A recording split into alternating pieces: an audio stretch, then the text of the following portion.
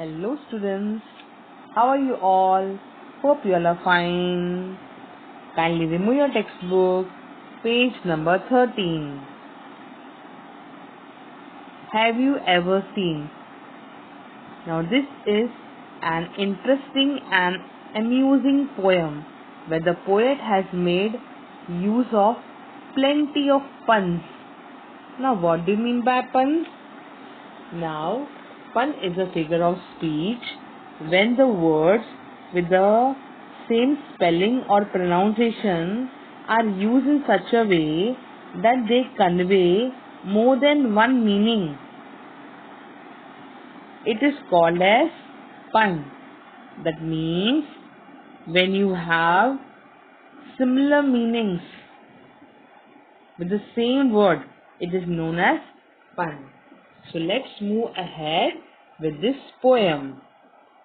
Now in this poem, there are many interrogation or rhetorical questions asked. Now why do we ask rhetorical question? Because when the poet want to enhance the beauty of the poem, he uses such kinds of figures of speech. Now in this poetry, when a question is asked, not to get an answer, but to emphasize a point or a fact, it is called as rhetorical question. So let's move ahead and see how the poem goes ahead. Have you ever seen a sheet on a river bed or a single hair from a hammer's head? Has the foot of a mountain any toes?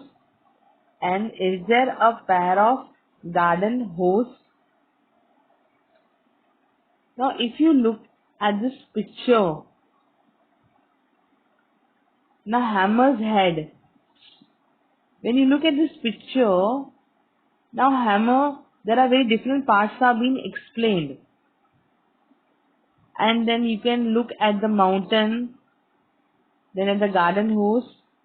So in first stanza, the poet is trying to ask you the question that if anyone has seen a sheet on a river bed or a single hair from a head of a hammer, is it possible to have it? No. He asks if the foot of the mountain has any toes. It is not possible. And then he is asking that if there is a pair of a garden hose. Now what do you mean by hose? It is a flexible tube as you can see in this picture.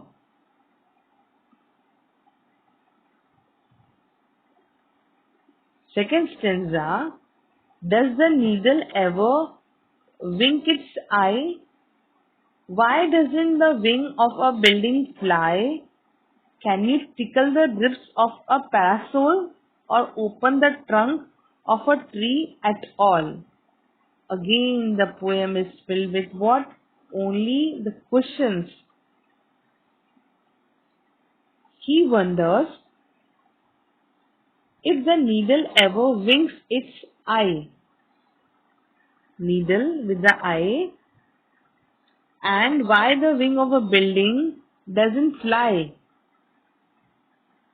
He also asks that if you can tickle the ribs, these are known as the ribs of a parasol, or open the trunk of a tree at all. Is it possible? No, it is not possible. Or you only think can tell me. Parasol is an umbrella.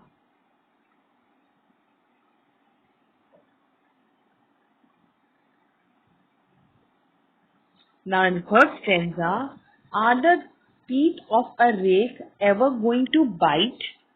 Have the hands of a clock any left or right? Can the garden plot be deep and dark? And what is the sound of the bird's bark?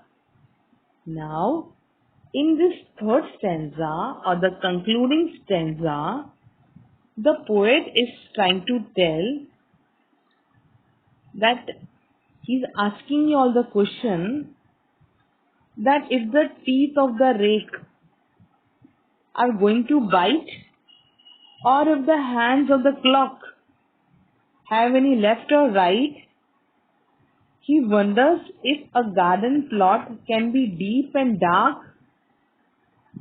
and what is the sound of the birch tree's bark. Now birch is a kind of a tree, you can see the picture. And plot, why he has used the word plot here?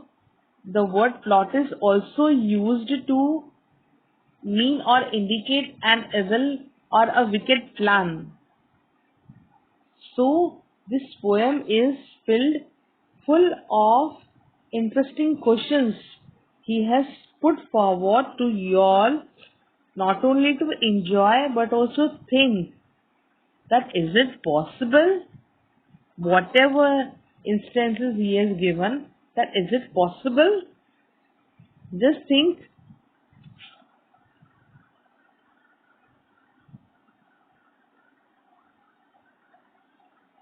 So this was a interesting and amusing poem full of rhetorical questions, and he also had used the puns, and he also used certain homographs